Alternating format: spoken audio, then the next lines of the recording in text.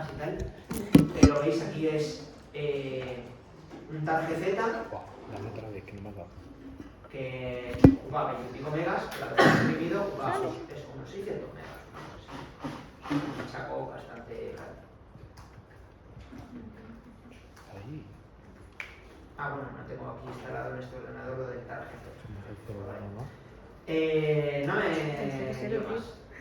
¿Qué es esto? ¿Y qué es lo que quiero que cojáis? La diferencia entre lo que hemos visto, que son las clases, son cosas muy genéricas, y hilar muy fino, que se hace solo en casos muy avanzados. Y entonces, el CVE, Common Vulnerability and Exposures, que no es un estándar, sino que es una norma internacional de facto, pues aquí tenéis los enlaces y algún ejemplo. Creo que con Víctor visteis también algún ejemplo. ¿Y qué tiene un CVE? Pues nos da mucha información sobre la vulnerabilidad. Esta pues es una cualquiera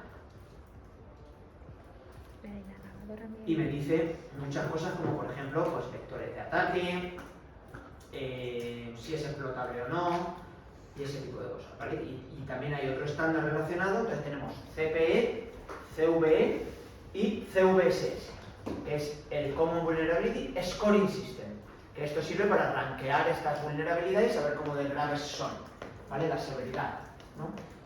Entonces, ¿qué me dice de cada uno de los CVs? El vector de acceso, la complejidad, si requiere o no requiere autenticación, el impacto en confidencialidad, integridad y disponibilidad, ¿veis? Muy relacionado con todo lo que estamos viendo, ¿no? Para ver esas dimensiones de mis activos, ¿no? Si es explotable o no, si tiene remedio o no, muy importante. O sea, es decir, puede que sea algo de día cero o esté ya parcheado por el proveedor. ¿Cómo de confiable es el reporte? ¿Confirmado o no confirmado? ¿Veis? Y la frecuencia que ocurre, muy relacionado también con lo que estábamos viendo de las amenazas que trae mi catálogo de pilares del TSV, ¿no? Y aquí así es como se ve en pilar. Me dice los CVs con su vector de acceso, ¿vale? O sea, si requiere login, si es explotable, si no, si hace un script kidding, etc. Y ya está, esto es un poco la idea. Pilar me va a incorporar esta información de los CVs y también es editable, ¿vale? O sea, es decir, me pone aquí un summary, todo esto sale de la web esa que acabamos de ver, pero me lo muestra ya dentro de la propia herramienta. Y puedo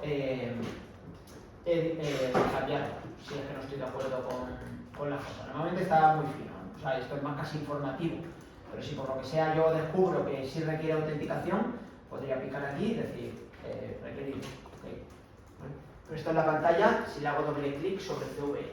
O sea, si yo me vengo aquí y hago doble clic sobre CVE, me abre esta pantalla y yo puedo ver todo esto en CVSS, que tiene dos estándares además, la versión 2 y la versión 3. Bueno, que le han añadido alguna cosita más. Y esto es un poco la cosa, ¿vale? Entonces no me quería centrar en eso porque eso ni siquiera es casi ni una parte opcional de la práctica. Muy avanzado, se hace solo en determinados casos. Prefiero que conozcáis el proceso que se hace en el 99,9% de las empresas y no esto que se hace en el 0,1% dando gracias, por decirlo de alguna manera. Pero sí me gusta que lo conozcáis porque os empiezan a sonar términos importantes como CVE, CPE, etc. ¿vale? Y bueno, pues los dos gráficos, o sea, los dos estos que nos ayudan a recordar qué es esto de las amenazas y que las tenemos que identificar y valorar, y luego el informe de amenazas o mapa de amenazas, que en Magerit, insisto, que está mal llamado mapa de riesgos, porque lo genera también Pilar con un reporte de las amenazas a las que está sometido nuestro sistema. No es tampoco muy interesante porque será mucho más interesante el de los riesgos, donde ya está valorado con el motor de riesgos. Vale. Entonces, ya rematamos la clase de hoy.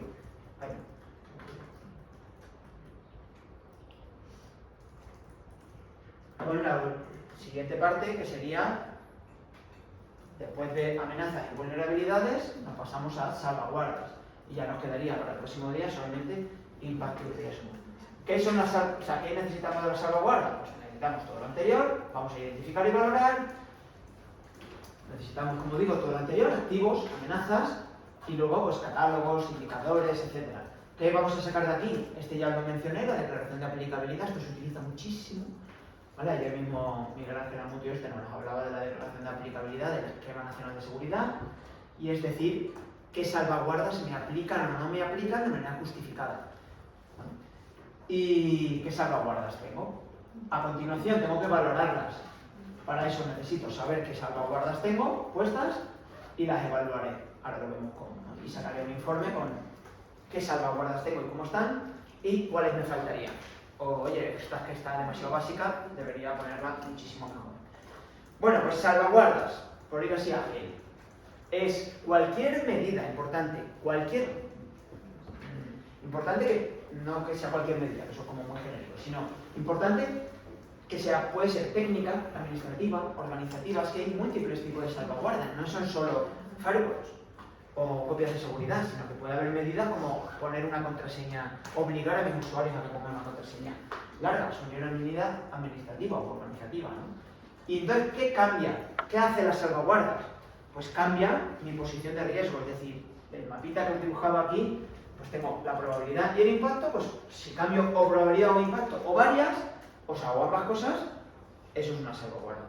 Cojo una amenaza y digo, esta salvaguarda la voy a bajar poniendo un firewall. Poniendo un firewall va bajo la probabilidad de que me haga un ataque de denegación de servicio. ¿Por qué? Porque va a detectarlo y tira paquetes.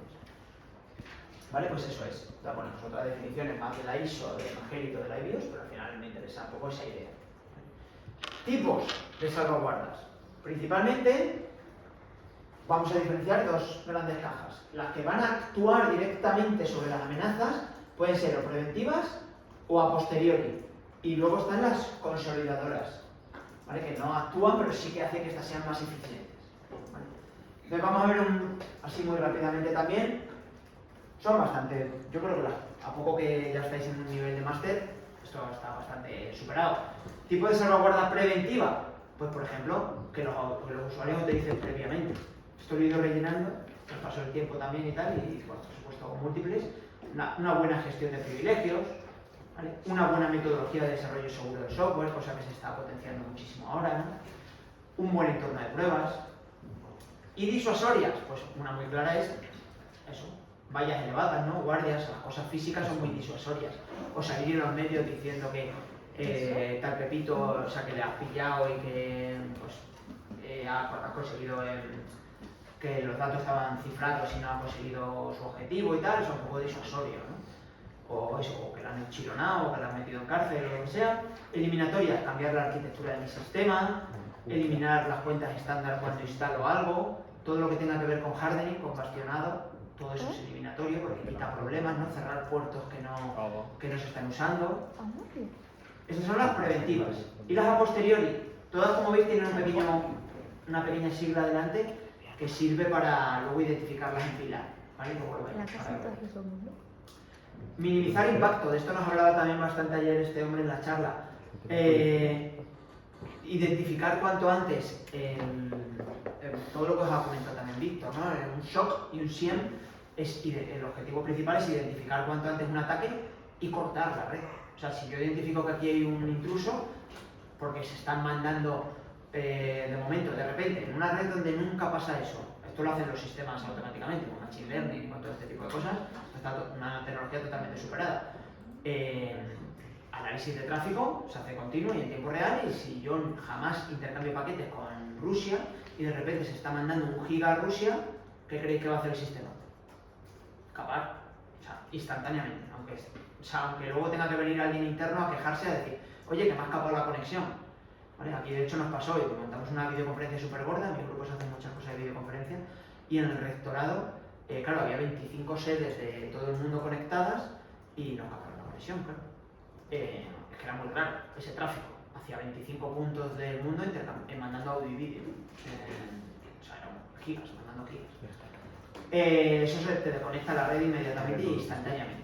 ¿Vale? Es una medida minimizadora del impacto. Oye, ha conseguido filtrar 800 megas, pero ni un mega más, ¿vale? Por lo que sea. Luego medidas correctivas, pues una adecuada gestión de incidente, líneas, equipamiento alternativo. Medidas recuperativas, aquí la clave es el backup. Eso es crítico, eso lo tiene que tener toda empresa, ¿no? De los DRPs ya os hablaré en continuidad de negocio. Luego las medidas, como digo, consolidadoras, que sirven para que estas anteriores tengan más eficiencia.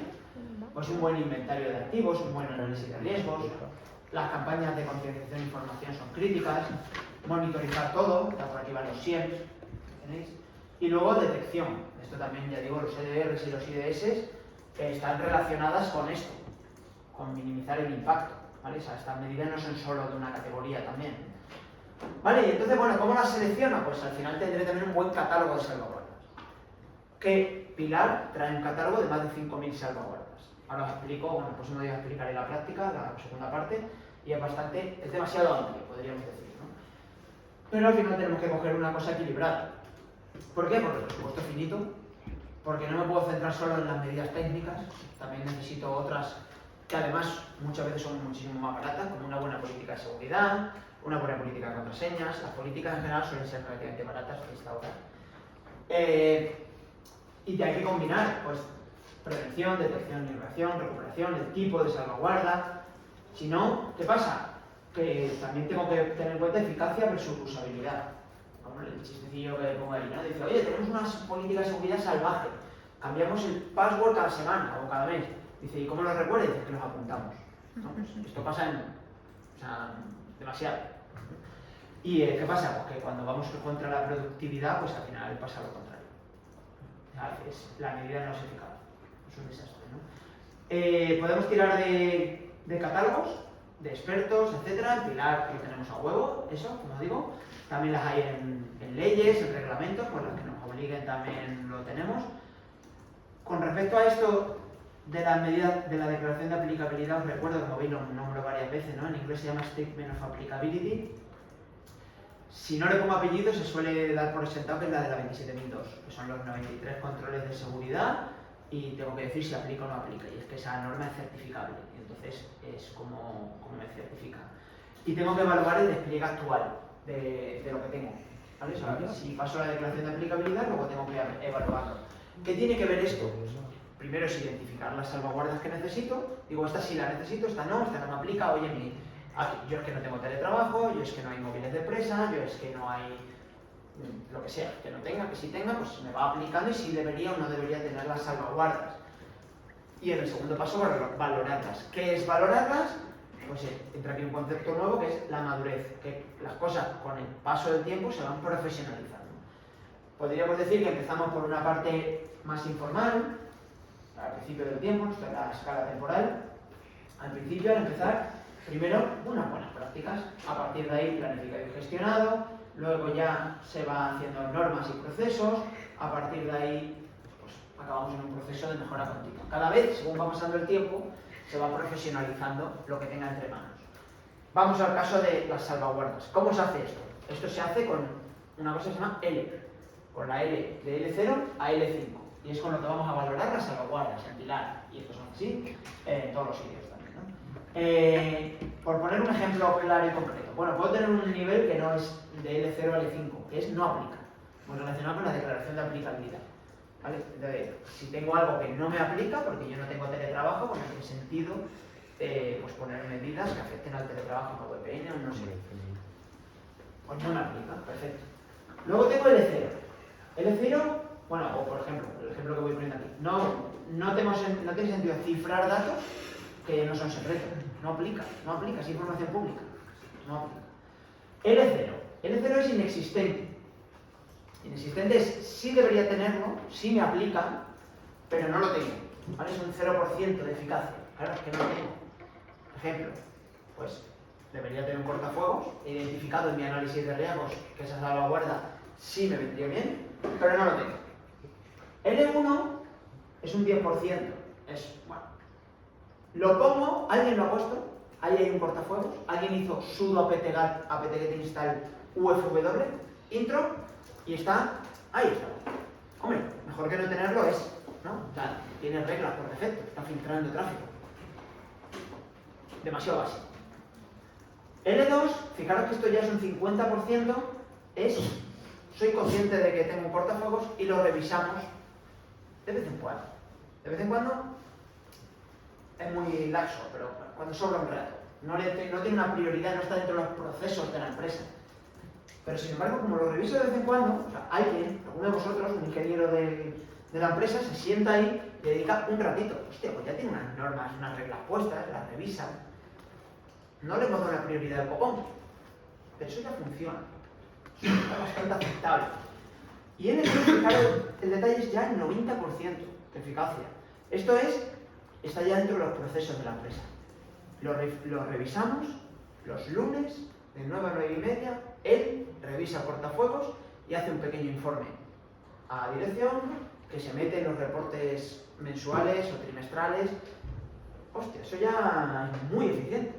¿Por qué? Pues porque hay un pequeño reporte, una persona encargada, le estoy dando importancia. El I4 es ya el 95% y hilar más fino. Es dedicarle un poco más de tiempo, hacerlo incluso a lo mejor esta revisión si era quincenal, pues paso a hacerlo incluso un poquito más rápido, o sea, más tal, o poniendo una persona más experta, y el informe un poquito más detallado, midiendo ya cosas. Y el L5 ya es optimizarlo, lo más que se os ocurra. Sería el resumen. Es decir, pongo otro y lo comparo qué tal va con este, me informo con el estado del arte para ver si lo podemos mejorar y hago una mejora continua. Mido, compruebo si estoy tirando más paquetes que antes, si esto está tirando ataque. O sea, es decir, esa mejora continua de mido, comparo, hago cambios, pongo nuevas reglas, hilo fino, vuelvo a medir, vuelvo a comparar. Entonces estoy haciendo ese proceso de que estoy casi obsesionado con el portafolio, como que considero que es muy importante. Esto es, obviamente, muchísimo más caro que esto, ¿vale? Porque fijaros, esto es muy barato. Sudo apt de instalar UFW. Esto es muy caro. De hecho, miro y comparo con otras cortafuegos que hay en el mercado para ver si hay uno mejor que el UFW, que seguro que lo hay. O sea, seguro que lo hay. Y pues me voy a lo mejor que haya. A lo mejor que haya entre mi presupuesto. Pero le estoy dando la máxima importancia, es lo que os quiero transmitir, dentro de mis recursos. ¿Vale? No quiere decir que obligatorio L5 sea instalar el Kaspersky más caro que haya en el mundo. No. Quiere decir que dentro de mis recursos le estoy dando una importancia muy alta. ¿Por qué digo esto? Porque al final un L3 está muy bien. ¿Vale? O sea, un L3 es un nivel de madurez muy adecuado para la mayoría de las empresas, porque ya es un 90% de eficiencia. Es tener las cosas dándoles mucha importancia. ¿Vale? Pues esto es el nivel de madurez. Entonces, si no pongo las cosas, es en su impacto y riesgo, en su nivel potencial. ¿Os acordáis que os decía potencial y residual? Potencial es cómo estaría mi empresa si no pongo salvaguardas, o sea, es decir, cómo estoy de expuesto, y residual es cómo estoy cuando he instalado las cosas. ¿Vale? No tiene por qué ser el L5, ¿eh? Residual también sería si yo tengo algo en L3. Es cómo me quedo cuando yo tengo lo que tengo, lo que sea que tengo. Lo puedo tener en L2, en L3, esto es solamente un ejemplo. ¿Vale? Y entonces, bueno, por recordar esos temas de potencial y residual, ¿no? Y además, de hecho, se suele decir, y por eso insisto tanto en que esto del 90% está muy bien en L3, de como dos, es orientativo, ¿no? Porque se suele decir que se sigue una regla de Pareto, de que llegar aquí te da el 80% de la eficiencia, pero solo un 20% del esfuerzo. O sea, ir de aquí para arriba cuesta mucho, es lo que quiero transmitir. O sea, hacer las cosas de una manera muy procedimentada, hilando fino, con mucho informe, documentado, con un proceso de mejora continua, es algo muy complejo, ¿vale? Que cuesta mucho esfuerzo. ¿Vale? Y bueno, pues hay guías para hacer todas estas métricas, para poder movernos por aquí y hacer las cosas, medirlas y tal. Y bueno, pues el nivel residual, recordar que no existe riesgo cero y que siempre va a ser pues eso, una tangente llegando a cero, ¿no? Esto es una idea de potencial y residual. Yo estaba aquí y no pasó a riesgo cero, pero sí pasó a un riesgo residual y la idea es medirlo. Y si quiero bajar más, a lo mejor de aquí a aquí paso con un L3, y si quiero irme aquí tiene que ser L4 y aquí me paso con un L5, pero a lo mejor son 20.000 euros más y no me merece. Eso es la idea, intentar optimizar el gasto, intentar estar bien y estar donde la organización quiere estar, según su apetito de riesgo, sobre los órganos directivos, el presupuesto, etc. Es un poco la idea de la gestión de riesgo, ¿no? En esto insistiré cuando me tengáis que hacer el plan de seguridad. ¿Vale? Entonces, bueno, pues Majeri dice que hay que empezar por los puntos de mayor impacto y luego los de más probabilidad. Bueno, no estoy 100% de acuerdo, dependerá un poco de la empresa, pero bueno. Empezaré por zonas de mayor impacto, porque puede llevarse la empresa por delante. Y a continuación tiro de los de más probabilidad, pero vamos, básicamente hay que tener en cuenta primero los de mayor probabilidad de impacto y ya está. Vale, y luego las salvaguardas deben ser usables y ya está. Vamos aquí a esta parte de ya por ver cómo se hace esto en Pilar. toda esta parte de las amenazas, que no he entrado, he pasado solo por la guía, pues aquí tengo factores agravantes y atenuantes, ¿veis? Y los puedo ir marcando. Pues oye, la motivación del atacante, pues hay motivación económica, aplicar. Bien, y ya me subo el 5% las determinadas amenazas. Identificación. Aquí tengo las amenazas a las que está sometido mi WordPress. ¿Vale? Y como veis, este botón está en grisito, no puedo aplicarle porque está en modo automático. Y me voy a ir a lo que tengo ahora entre manos, ¿no? Fijaros, tratamiento de los riesgos. Y es este panel de aquí, que es bastante puñeterito, grande, detallado, y la interfaz dura. Ya os comentaba en el proceso de las 4 fases que tiene la metodología de análisis de riesgos, la primera hemos tenido que currar, de hecho es la primera fase de la práctica. ¿Por qué? Porque cada empresa es un mundo. Yo os decía, digo, oye, pues el firewall lo podré poner con su hardware o no, los datos personales los separo de los datos médicos o no, voy teniendo en cuenta todo. Cada empresa es un mundo, o cada organización. Yo Pilar ahí no me puede ayudar. La segunda fase de las amenazas me la da gratis. ¿Vale? ¿Habéis visto? Me la pone en modo automático como Dios, gratis. La tercera fase vuelve a ser trabajosa y es donde hay que trabajar en la segunda fase de la práctica. ¿Por qué? Porque Pilar no sabe qué salvaguardas tengo. Me da esa última columna que es como una recomendación de lo que es, como conoce mi sistema, esta salvaguarda la deberías tener en L2 o en L4 o en este rango. Y me da un catálogo de salvaguardas, que está muy bien, pero no sabe cuáles tengo, no hace magia. No sabe si tengo un firewall, no sabe si tengo un sistema de identificación, no sabe si tengo... Ahora vemos algunos ejemplos. Entonces en el otro sitio donde hay que curar. Y la última fase me la da gratis, y es donde está el motor de gestión de riesgos, y esos son mapas, como el que acabáis de ver, donde me dice probabilidad de impacto. ¿Vale? Y me calcula un montón de números y me sirve para hacer todos los informes y todos los planes de seguridad. Entonces ya digo, insistiendo, es eso. Fase 1, la primera parte hay que currar, la segunda me la da gratis, la tercera hay que currar y la cuarta me la da gratis. Es un poco en ese bueno, esa es la pantalla que hay que utilizar. Bueno, pongo un pequeño aviso porque el código este puede ser distinto si ha aparecido las zonas, como de hecho he hecho antes, ¿no? Al poner un firewall aparecen las zonas y el codiguito este de aquí ya no es el A31, sino que pasa a ser el A41, ¿vale? La pantalla, esta que habéis visto, esta es la que tenéis que rellenar a continuación. ¿Vale? Fijaros que aquí aparecen también los códigos, ¿no? Y así aparece. Esto lo tengo aquí bastante detallado, ¿vale? Para que poder ir rápido ahora y que sirva de documentación, que al final esto se aprende un poco leyéndolo. Vale, las columnas. La clave son estas de aquí de la derecha, que es donde yo tengo que aplicar las salvaguardas. Tengo aquí las fases del proyecto, es decir, current y target, si no toco nada, o en esta captura 2018, 2019 y 2020. 3 fases, 3 periodos, podríamos decir. Si no tocáis nada, current y target, es decir, cómo estoy ahora y cómo voy a estar cuando yo invierta y ponga más cosas aquí, ¿vale?